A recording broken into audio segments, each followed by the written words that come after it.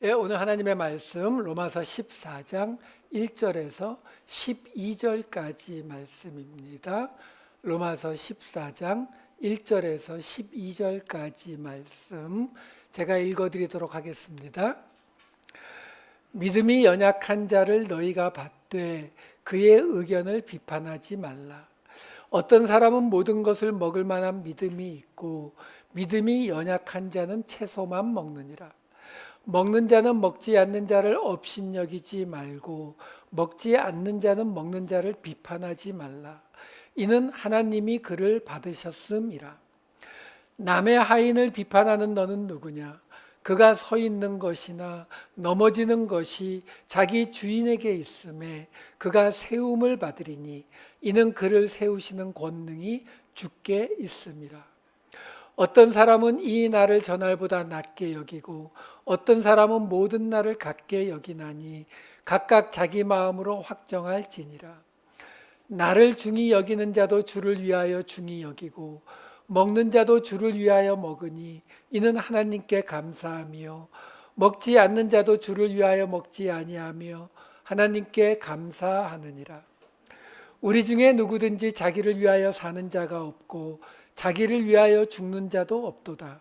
우리가 살아도 주를 위하여 살고 죽어도 주를 위하여 죽나니 그러므로 사나 죽으나 우리가 주의 것이로다. 이를 위하여 그리스도께서 죽었다가 다시 살아나셨으니 곧 죽은 자와 산 자의 주가 되려 하심이라. 내가 어찌하여 내 형제를 비판하느냐? 어찌하여 내 형제를 업신여기느냐? 우리가 다 하나님의 심판대 앞에 서리라. 기록되었으되 주께서 이르시되 내가 살았노니 모든 무릎이 내게 꿇을 것이요 모든 혀가 하나님께 자백하리라 하였느니라. 이러므로 우리 각 사람이 자기 일을 하나님께 짓고 하리라. 아멘. 말씀이 좀 길었죠. 본문이 길다는 말은 본문이 쉽다는 뜻이에요. 본문이 어려우면 몇 구절 못 보는데 본문이 쉽기 때문에 길어진 거거든요. 우리가 지난주까지 우리가 살펴보았던 것이 지난주에 밤, 어둠의 일, 그렇죠? 그게 뭐라고요? 잔치와 침대로 이야기되는 그 어둠의 일이 뭐라고요? 분쟁에 열심 내는 거, 그렇죠? 그 분쟁에 열심 내는 거, 그거 하지 않는 게 뭐라고요? 빛의 갑옷을 입는 거라 그랬죠. 빛은 하나님의 선택이라 그랬어요. 그러니까 결국 분쟁에 열심 내지 않으려면 결국 다른 사람들과 우리가 내 이웃을 사랑하라는 그 말씀처럼 우리가 하나님의 사랑의 언어인 용서로 다른 사람들을 끌어안으려면 빛의 갑옷을 입으려면 우리가 가장 먼저 알아야 되는 게 뭐라고요? 우리가 하나님의 선택을 받은 자라는 거예요. 여기서 시작되지 않으면 아무것도 시작되지 않아요. 그래서 그것을 그리스도로 옷 입었다. 이게 지난주 이야기였어요. 결국 지난주 이야기에서 사도 바울이 마지막으로 강조한 게 결국 뭐였어요? 밤의 일 하지 말고 빛의 갑옷 입으라고. 근데 밤의 일이 뭐라고요? 분쟁하는데 열심 내는 거 하지 말라고요. 이거 하나예요, 여러분. 지금 우리 로마서 14장 보고 있어요. 이제 16장이면 끝나요. 그동안 우리가 1년 반 넘게 끌고 오면서 계속 반복된 이야기가 뭐라고요? 싸우지 말라고요. 여러분, 아마 이렇게 생각하실 수도 있을 거예요. 아니, 로마서에 나오는 중요한 교리가 얼마나 많은데 근데 그거 하나라고? 예. 우리 교회 역사를 돌아보시면 알잖아요. 교회 역사가 어떤 역사였어요? 끊임없이 싸우고 끊임없이 분열된 역사잖아요. 예. 로마서라고 하는 가장 어렵고 가장 긴 이 사도 바울의 서신서 한 권을 통틀어서 이야기할 정도로 심각한 문제라는 거예요. 그만큼 어렵다는 거예요. 자, 그 이야기를 오늘 14장으로 들어가면서 사도 바울이 이제는 아주 노골적으로 이야기하기를 시작합니다. 14장 1절 이렇게 시작이 돼요. 믿음이 연약한 자를 너희가 받되 그의 의견을 비판하지 말라. 자, 우선 첫 번째, 여기 그의 의견을 비판하지 말라. 의견이라고 나오는데 이 디알로기스모스라고 하는 이 단어는요, 의견이라고 하는 뜻도 있어요. 너무 점잖아요. 생각이라는 뜻도 있고요. 근데 무슨 뜻도 있냐면 사도 바울 서신서에 몇 번 안 나오거든요. 근데 제가 잠깐 보여드릴게요.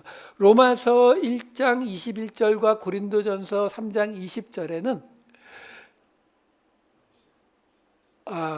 로마서 1장 21절인데 12절이 들어갔어요.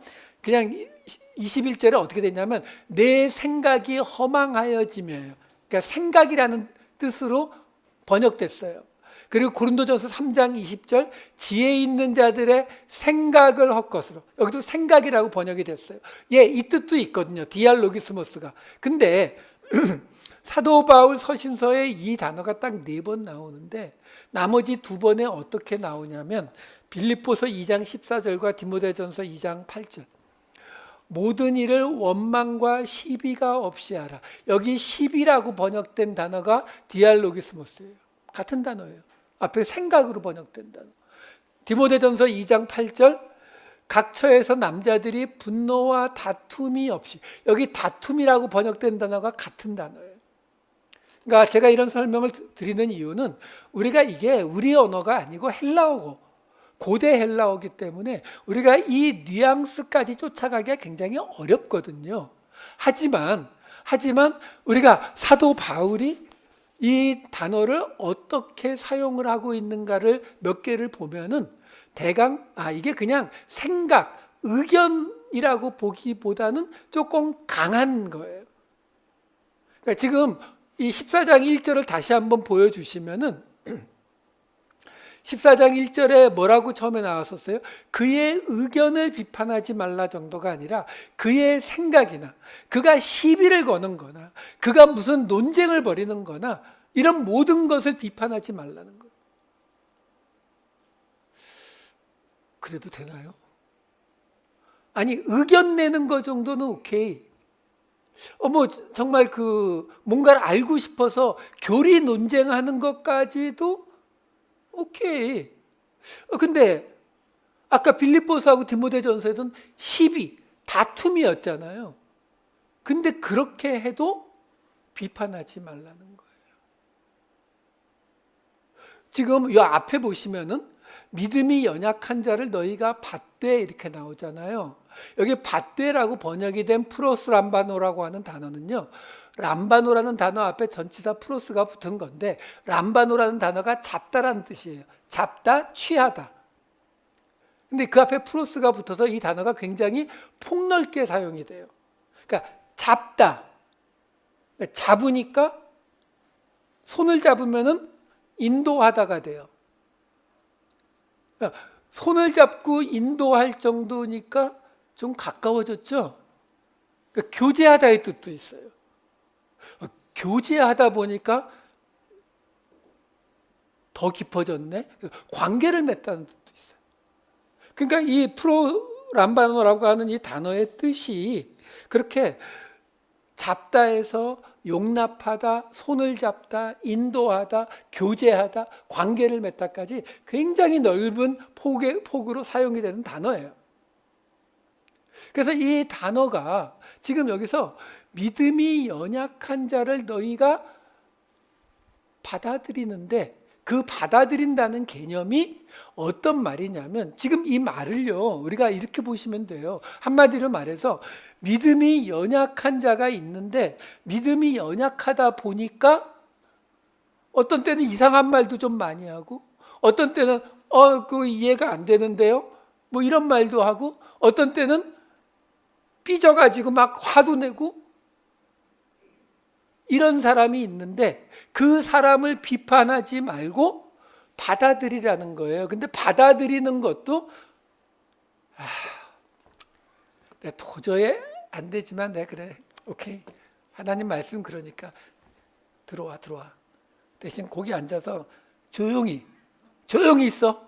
이게 아니라 한쪽에 찌그러져 있어라고 말하는 받으라는 말이 아니라 용납하고 교제하고 관계를 맺다까지 그야말로 하나가 되는 그 자리까지 그를 받아들이라고요.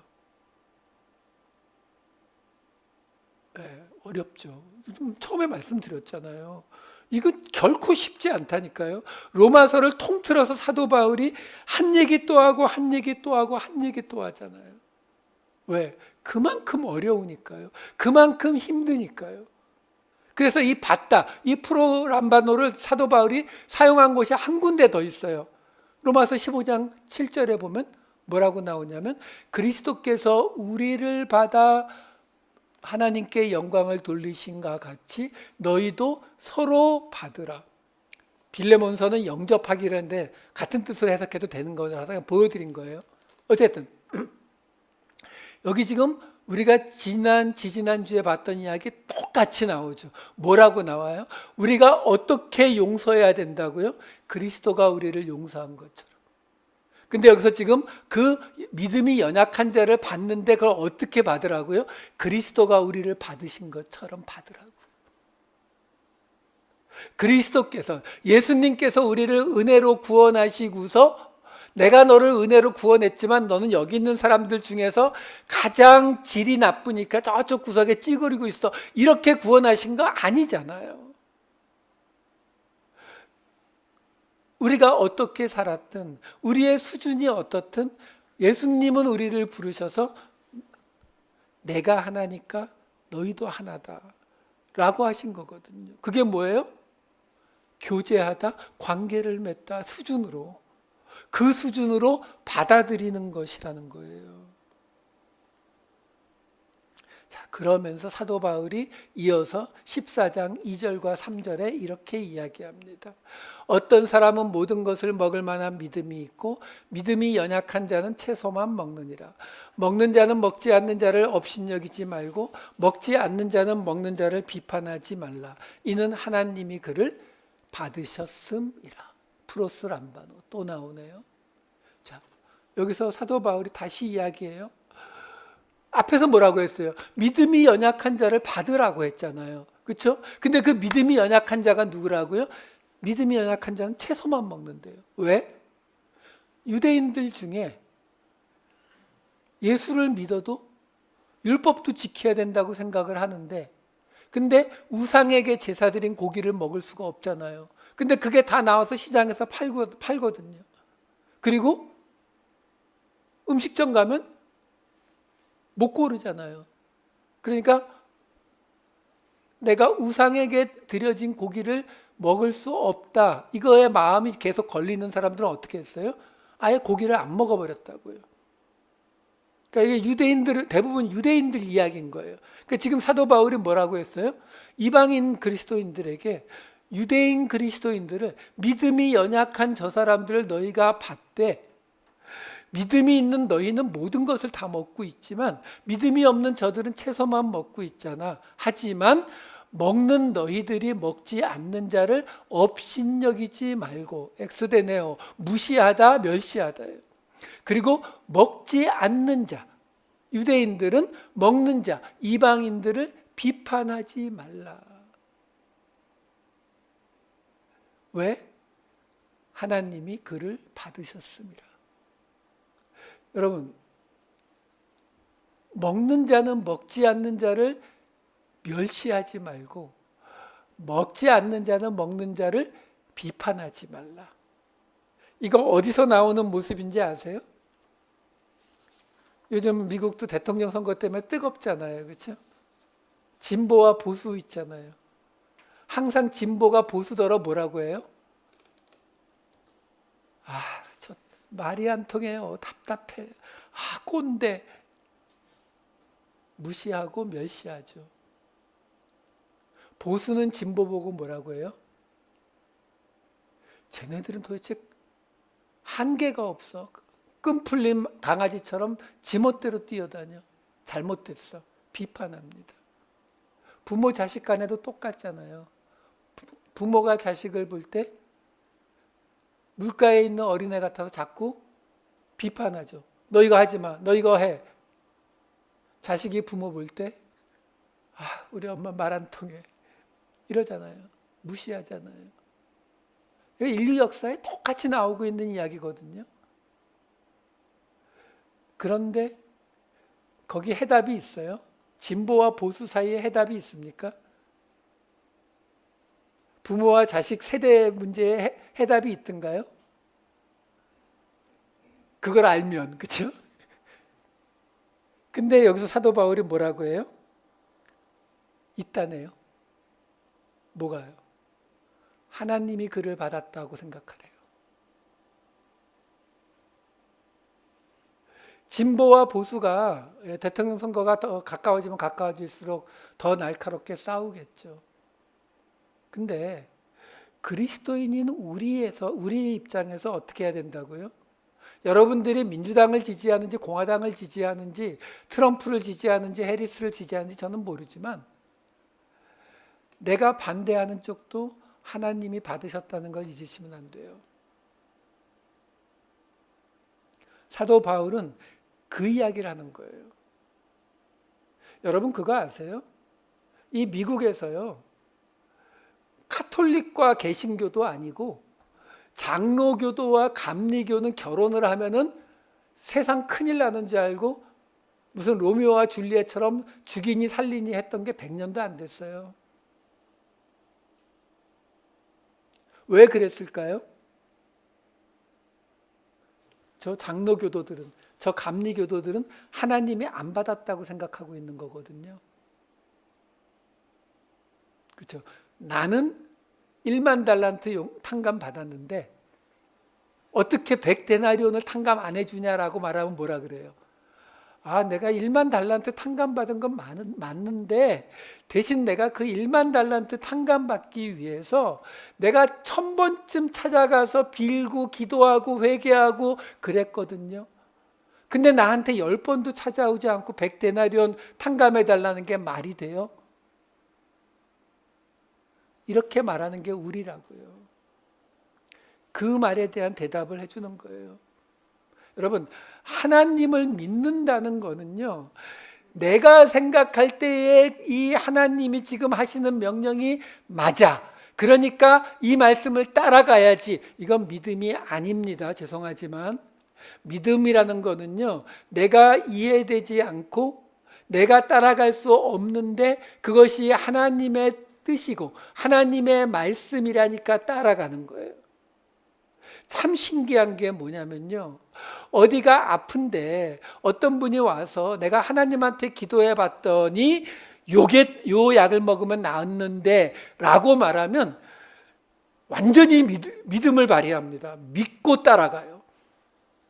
그렇죠? 근데 성경에 지금 일주일에 한 번씩 반복되는 이 이야기들, 하나님이 받으신 것처럼 너희도 그들을 받으라, 하나님이 용서하신 것처럼 너희도 그들을 용서하라, 이 말씀은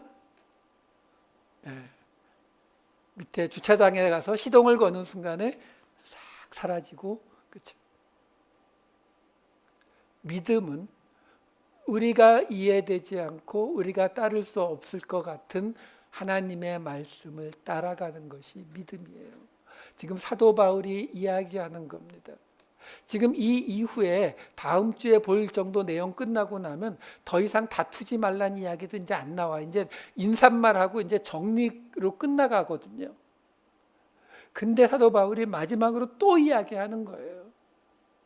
싸우지 말라고요. 안 싸우려고 하면, 기도를 열심히 하면은 저 마음에 안 드는 사람이 변화돼서 내 마음에 들게 된다?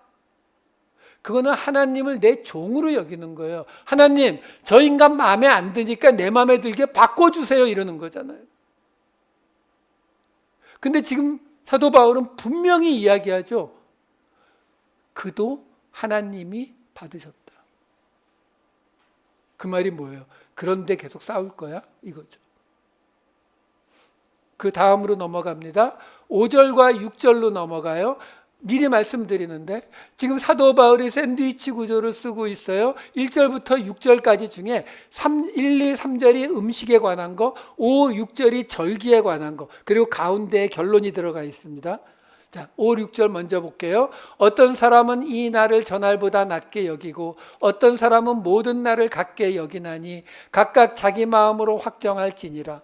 나를 중히 여기는 자도 주를 위하여 중히 여기고 먹는 자도 주를 위하여 먹으니 이는 하나님께 감사함이요 먹지 않는 자도 주를 위하여 먹지 아니하며 하나님께 감사하느니라. 아마도 안식일 문제일 거예요. 다른 절기들은 그렇게 이슈가 크게 안 됐으니까. 그러니까 어떤 사람은 안식일이 아닌 날보다 더 낮게 여기고 어떤 사람은 큰 차이 없다라고 생각하는데, 근데 어느 쪽이 옳다고요? 각각 자기 마음으로 확정하래요. 한마디로 말하면 뭐예요? 네 마음대로 해, 이거예요. 안식일 문제를요. 그러면서 사도 바울이 뭐라고 말해요? 나를 중히 여기는 자, 누구예요? 유대인들이죠. 안식일, 절기를 중히 여기는 자도 주를 위해서 중히 여기고 있고, 먹는 자, 고기를 안 먹는 게 아니라 먹는 자, 이방인이죠. 그 이방인들도 주를 위하여 먹으니까 하나님 앞에 감사할 일 아니니? 너희가 절기를 중히 지키는 것도 주를 위하여 하는 거라며. 쟤네들이 고기 먹는 것도 주를 위하여 하는 거라는데, 그럼 너희도 주를 위하여, 너희도 주를 위하여, 하나님 감사합니다 하면 되지, 뭐가 문제야? 이렇게 말하고 있는 거예요. 그러면서 끝에도 먹지 않는 자, 유대인들, 그들도 주를 위하여 먹지 아니하며 하나님께 감사하지 않느냐. 이렇게 절기 문제를 아주 쉽게 설명해 버려요. 그러니까 어떻게 하라고요? 싸우지 말라고요. 서로 용납하라고요. 너도 지금 너희가 주장하는 것도 결국은 주를 위하여 하겠다는 거고, 너희가 주장하는 것도 주를 위하여 하겠다는 건데, 뭐 어차피 목표가 같은데 왜 싸우니? 이 말 한 거거든요. 자, 문제는 나중에 이 구절들을 가지고 유명한 논쟁이 하나 벌어집니다. 아디아포라 논쟁이라고 하는 논쟁이에요. 신학적으로 꽤 유명한 논쟁 중에 하나입니다. 무슨 말이냐면 아디아포라, 그러니까 디아포로스라고 하는 단어 앞에 아가 붙은 거예요. 아는 부정사라 그랬잖아요. 그러니까 디아포로스라고 하는 단어가 어떤 단어냐면은 두드러진, 그러니까 두드러지니까 뚜렷한, 명백한, 뚜렷하고 명백하니까 중요한, 이런 뜻의 단어예요. 헬라어. 그 앞에 아가 붙었으니까 중요하지 않은, 명백하지 않은이라는 뜻이에요. 그럼 이 아디아포라라고 하는 이 논쟁이 왜 생겼느냐면은 종교개혁 시절에 마르틴 루터가 죽고 난 뒤에 가톨릭이 쳐들어옵니다. 점령당해요. 점령당한 상태에서 가톨릭이 그래, 우리도 좀 잘못한 게 있으니까 너희가 그냥 완전 항복하라고는 말 안 할 테니까 너희가 종교개혁으로 우리에게 요구한 것들 중에 몇 개는 들어줄게.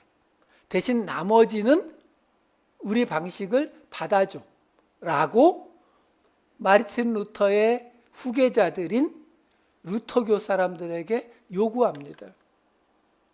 물론 칼도 같이. 예.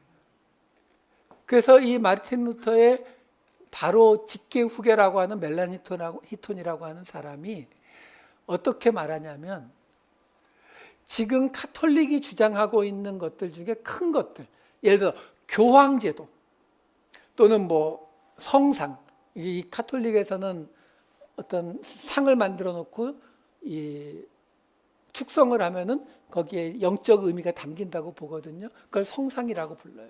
뭐 이런 것들을 인정해 줘야 되는 문제가 있는데, 그걸 뭐라고 부르냐면은 그거 아디아포라야. 무슨 말이에요? 성경에 안 나오는 거잖아. 성경에 안 나오니까 중요하지 않고, 성경에 명백히 안 나오는 문제니까 우리가 얼마든지 양보할 수 있는 거야 라고 말했어요. 뭐 진짜 그렇게 생각했는지 옆에 있는 칼 때문에 그랬는지 모르지만 하여간 그렇게 주장을 했고, 또 다른 그 루터의 제자들은 말도 안 된다. 그거는 종교 개혁을 헛수고로 만드는 일이다 해서 붙은 논쟁이 이 아디아포라 논쟁이에요. 왜 제가 이 말씀을 드리냐면, 대부분의 한국 주석을 제가 보는 주석 중에 이 오늘 구절을 뭐라고 해석하냐. 왜? 지금 오늘 구절은 굉장히 뚜렷합니다. 이미 설명을 드렸다시피 음식 먹는 거, 절기 지키는 거, 그 어떤 걸 가지고도 너희가 싸울 이유가 되지 않는다는 거예요. 아예 비판하지 말라는 거예요. 그냥 다 받아들이고 용납하라는 말이잖아요. 그러면 문제가 생길 수 있겠죠.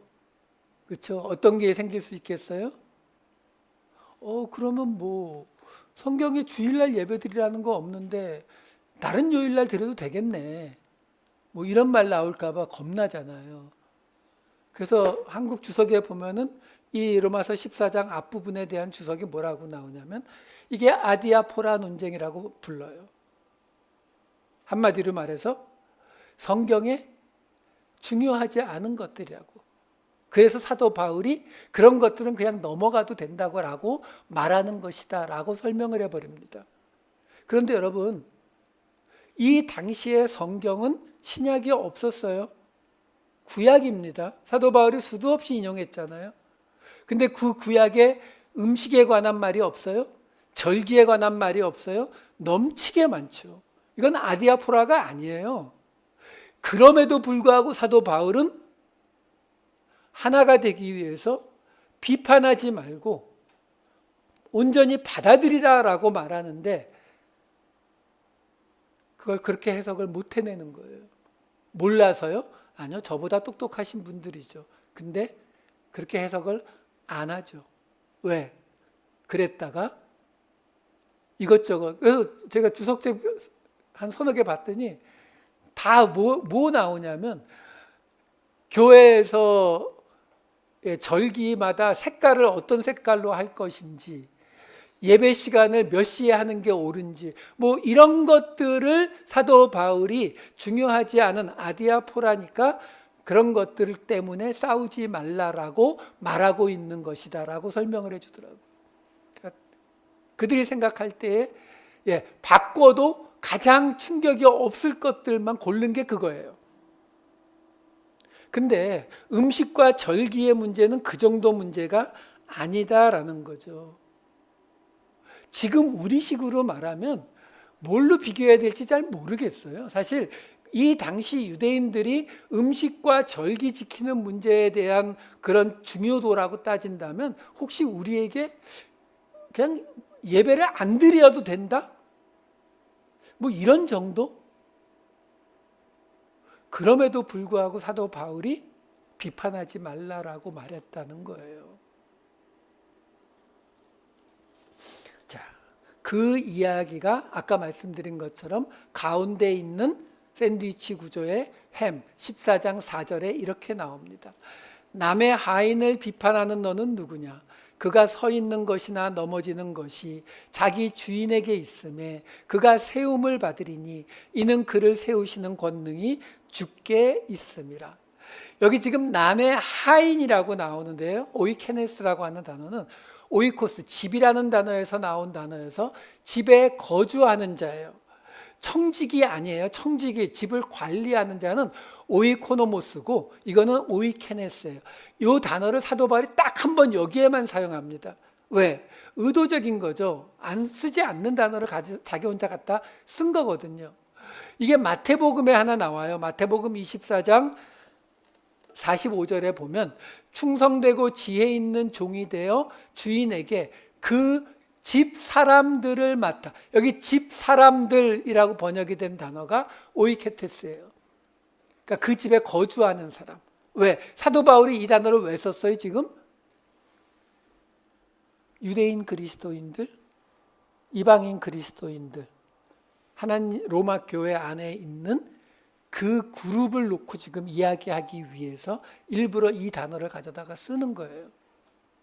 그러니까 그 집 안에 있는 그 거주하는, 자, 아까 14장 4절 다시 한 번만 보여주세요. 거기 보시면은 남의 집안 사람을 비판하는 너는 누구냐? 그가 서 있는 것이나 넘어지는 것이 자기 주인에게, 집 주인에게 있는데 그가 세움을 받으리니 이는 그를 세우시는 권능이 주께 있음이라. 이게 무슨 말이냐면요, 지금 양쪽 그룹이 서로를 적대하면서 비판하잖아요. 그 비판하는 모습에 대해서 사도 바울이 뭐라고 하냐면, 야, 너희는 왜 남의 집에 대해서 뭐라고 해? 걔네들이 서 있든 넘어지든 그 주인이 알아서 할 일이야. 그러면 이쪽에서 뭐라 그래요? 아, 그래도 우리 같은 교인인데 지금 넘어지는 게 눈앞에 보이는데 어떻게 비판을 안 해요? 그랬더니 사도 바울이 뭐라고 하는 거예요? 그런데 그 주인이 지금 너희 기준으로는 저쪽 집안이 다 폭삭 망하고 넘어질 것 같이 보이지만 그 주인이 그 사람들을 세우겠다고 하면 뭐가 문제인데? 아, 말씀에 안 맞잖아요. 여기 지금 그러면 안 된다고 나오는데. 주인에게 그를 세우는 권능이 있어 없어? 있어? 하나님이 그럴 권능이 있어 없어? 이거 묻는 거예요. 여러분, 이 문제는 우리도 흔히 빠지는 함정 중에 하나입니다. 예전에 신학교 다닐 때 그런 토론을 한 적이 있어요. 어떤 토론이요? 전에도 한번 말씀드린 것 같은데, 치매가 걸려가지고 아무것도 모르는 상태가 된 사람, 또는 태어나서부터 지능이 너무 낮아서 아무것도 판단하지 못한, 또는 어릴 때 죽어버린 아기들, 얘네들이 구원을 받느냐 못 받느냐. 한쪽에서는 이야기하죠. 성경에 나오잖아, 믿음으로 구원받는다고. 근데 하나님을 믿지를 못했으니까 구원 못 받지. 근데 한쪽에서는 말하죠. 성경에는 그 사람들에 대해서 안 나오는데 그래도 사랑의 하나님이니까 구원하지 않으실까? 이런 논쟁이 충분히 벌어질 수 있거든요. 여러분은 어떻게 생각하세요? 성경에 나오는 대로 해야 되는 거 아닌가요?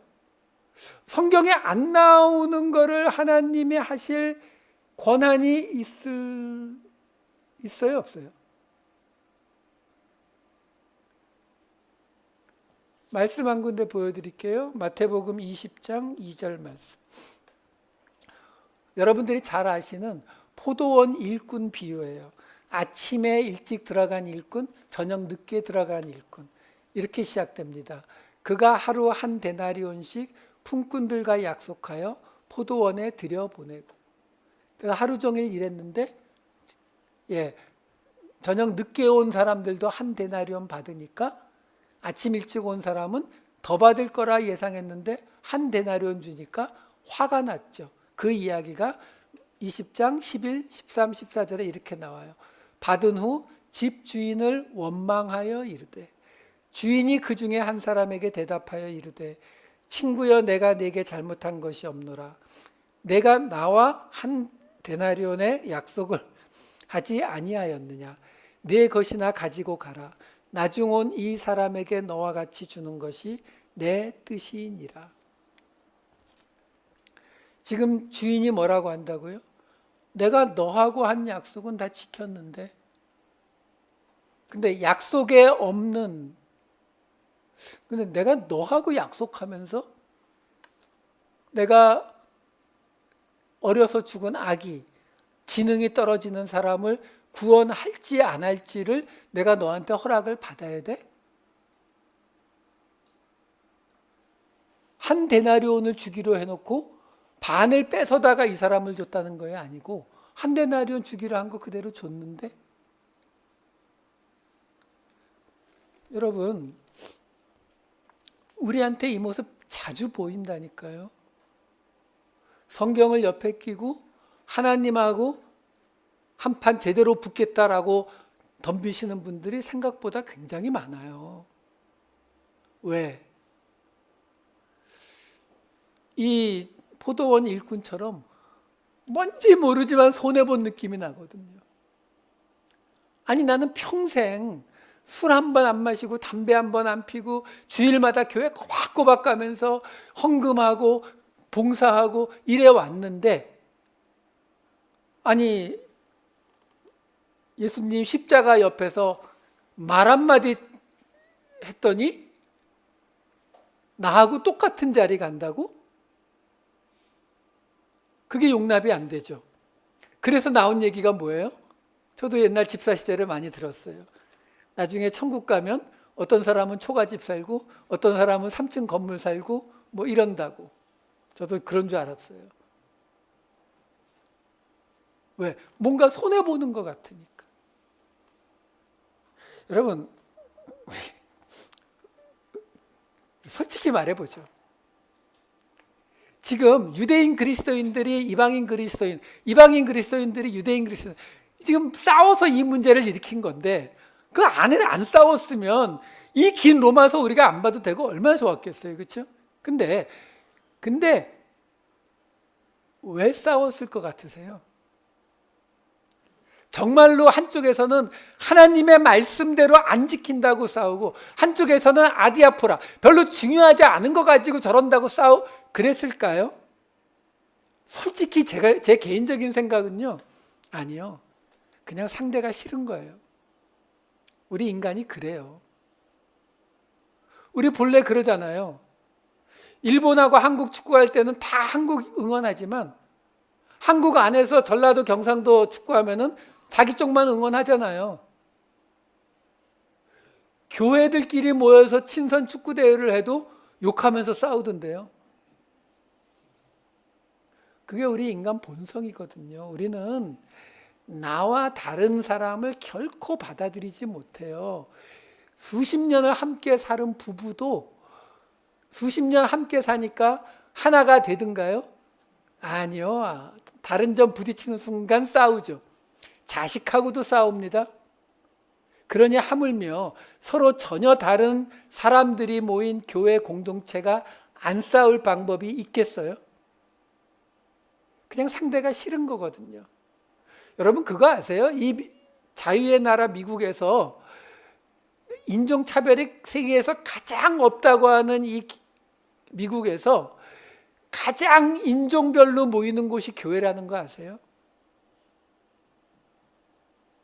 백인 교회는 백인만 있고요. 흑인 교회는 흑인만 있고 우리는 한국 사람만 있어요. 본래 그런 거예요. 그게 우리 본성의 모습이라고요. 그래서 사도 바울이 이토록 말하는 거예요. 그 다음으로 갑시다. 14장 이제 앞에 샌드위치 구정 끝났어요. 그 뒤에 나오는 14장 7에서 9절. 우리 중에 누구든지 자기를 위하여 지금 이 7, 8, 9절에 앞에서 나오지 않던 아주 독특한 단어가 여러 번 나오는데 그 단어가 뭔지 한번 생각하면서 보세요. 우리 중에 누구든지 자기를 위하여 사는 자가 없고 자기를 위하여 죽는 자도 없도다. 우리가 살아도 주를 위하여 살고 죽어도 주를 위하여 죽나니 그러므로 사나 죽으나 우리가 주의 것이로다. 이를 위하여 그리스도께서 죽었다가 다시 살아나셨으니 곧 죽은 자와 산 자의 주가 되려 하심이라. 여기 나오는 아주 독특한 단어가 뭐라고요? 우리요. 우리. 갑자기 등장하는 거예요. 지금까지 바로 앞에 지금 샌드위치 구조 가지고 뭐 했어요? 왜 남의 집안 사람 가지고 그래? 이러고 사도 바울이 소리쳤어요. 그래 놓고 이제 수습해 줘야죠. 그 수습이 뭐라고 나오는 거예요? 우리라고 나오는 거예요. 사실 우리잖아. 지금 너희들 그렇게 싸웠지만 우리 하나잖아. 그러면서 얼마나 칭찬하는지 보세요. 우리 중에 자기를 위해서 살거나 자기를 위해서 죽는 사람이 없대요. 어떻게 해요? 살아도 주를 위해 살고 죽어도 주를 위해 죽는데요. 여러분 예수 믿는 사람들에게 이 말보다 더 큰 칭찬이 어디 있어요? 와, 야, 근데 우리는 살아도 주를 위해 살고 죽어도 주를 위해 죽는 사람들 아니야? 그 말을 왜 하냐면 그 뒤에 말 때문에. 그러므로 사나 죽으나 우리가 주의 것이로다. 우리 죽는 것도 사는 것도 너희 예수 믿으니까 죽어도 살아도 이제 자기를 위해서 너희 안 하잖아. 이제 그 정도 레벨 되잖아. 그러니까 우리는 사나 죽으나 주님의 것이잖아. 이 얘기 왜 한다고요? 주님이 하나니까 우리 하나잖아. 이 이야기 하려고요.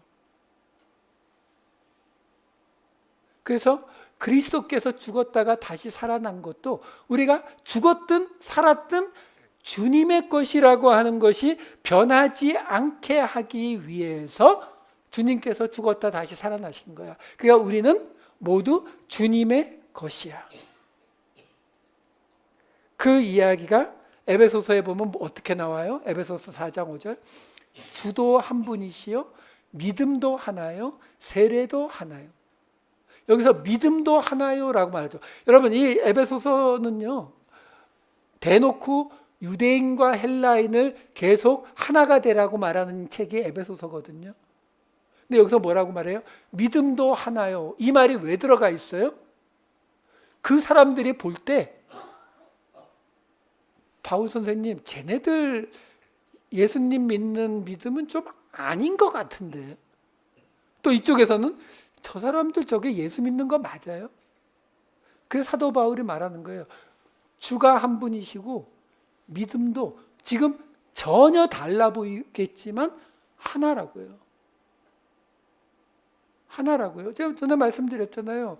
여러분 저쪽 크랜쇼 있는 쪽에 있는 흑인교회 큰 교회 있거든요. 언제 한번 주일 예배 빼먹고 한번 가보세요. 근데요 정신이 하나도 없어요.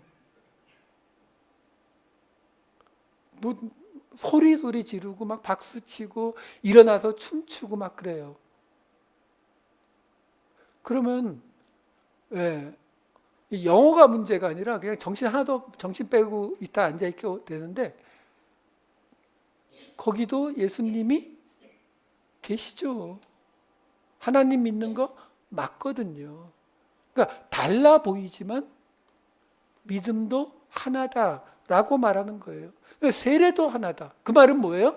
세례 받는 거 가지고도 가르고 있었다는 거예요.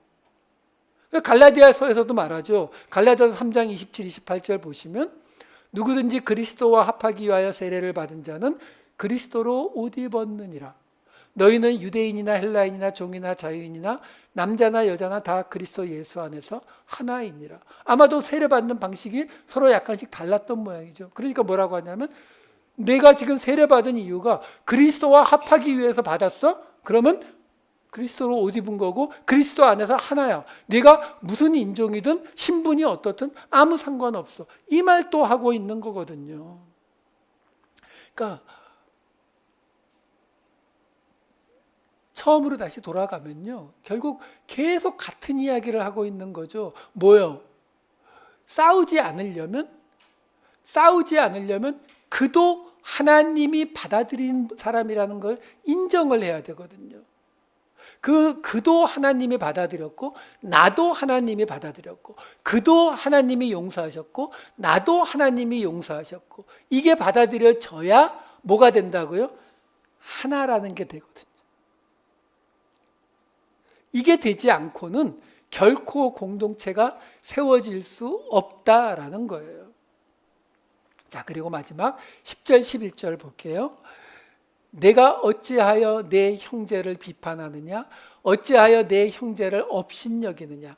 우리가 다 하나님의 심판대 앞에 서리라. 기록되었으되 주께서 이르시되 내가 살았노니 모든 무릎이 내게 꿇을 것이요 모든 혀가 하나님께 자백하리라 하였느니라. 자, 여기서는 이제 한 단계 더 가죠. 아까는 우리라고 부르더니 이번에는 형제라고 이야기합니다. 그러면서 왜 형제를 비판하느냐? 업신여기느냐? 아까 나왔던 단어와 같은 단어예요. 진보는 보수를 업신여기고 보수는 진보를 비판한다. 그거하고 똑같아요. 유대인들은 이방인 그리스도인들을 비판하고 이방인 그리스도인들은 유대인 그리스도인들을 업신여겼거든요. 근데 이제 뭐라고 말하냐면 내가 왜 내 형제를 비판하냐? 내가 왜 내 형제를 업신여기냐? 우리가 다 하나님의 심판대 앞에 설 것이다 라고 하면서 기록되었으되 라고 하면서 이사야서를 인용합니다.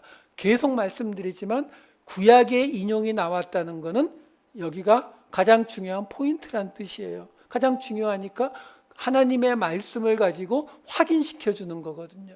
이사야서 45장 23절의 말씀 인용이에요. 내가 나를 두고 맹세하기를 내 입에서 공의로운 말이 나갔은즉 돌아오지 아니하나니 내게 모든 무릎이 꿇겠고 모든 혀가 맹세하리라 하였노라. 무슨 말이냐면 하나님의 심판에 관한 공의가 선포되었기 때문에 그게 심판이 취소되는 일은 없다는 거예요. 돌아오지 않는다는 거예요. 그래서 결국 하나님 앞에 모든 무릎이 꿇고 모든 혀가 맹세하게 된다라는 거거든요. 사도 바울의 인용을 보실 때는 항상 그 옆에 구절 같이 보셔야 돼요. 이어지는 24절에 이렇습니다. 내게 대한 어떤 자의 말에 공의와 힘은 여호와께만 있나니 사람들이 그에게로 나아갈 것이라. 무릇 그에게 노하는 자는 부끄러움을 당하리라. 여기서 지금 그에게 노하는 자, 그가 누구예요? 하나님이요. 사도 바울이 이런 구절들을 인용할 때 저는 약간 그런 느낌이 들어요. 약간 장난기 내지는 니들 이런 거 알까? 뭐 이러면서. 무슨 말이에요? 지금 하나님이 심판하시겠다라고 지금 말씀하시는 거거든요. 근데 그 하나님의 심판 때에 하나님에게 분노하는 자들이 있다는 거예요. 왜요? 사도 바울이 이 말씀을 왜 인용했을까요? 누가 감히 하나님의 심판대 앞에서 하나님께 분노합니까? 하죠. 하나님, 쟤네들 음식 마음대로 먹고 절기 하나도 안 지켰는데 근데 왜 쟤네들 그냥 둬요? 하나님, 쟤네들 예수님 말씀 안 따르고 음식 제대로 가려 먹어야 된다고 우기고 그랬는데 쟤네들도 하나님 구원하시면 안 되죠. 지금 사도 바울이 그 얘기 해오고 있었던 거거든요. 그러니까 사도 바울이 말하는 거예요. 너희 모두 하나님 앞에 무릎 꿇게 될 때 그때도 지금 너희가 주장하듯이 하나님 앞에 상대를 보면서 손가락질 할 거야? 하나님이 말씀하신 하나님께 분노하는 자 부끄러움을 당한다는 그 말씀 몰라? 이 이야기를 해주고 있다라는 거예요. 말씀을 마칠게요.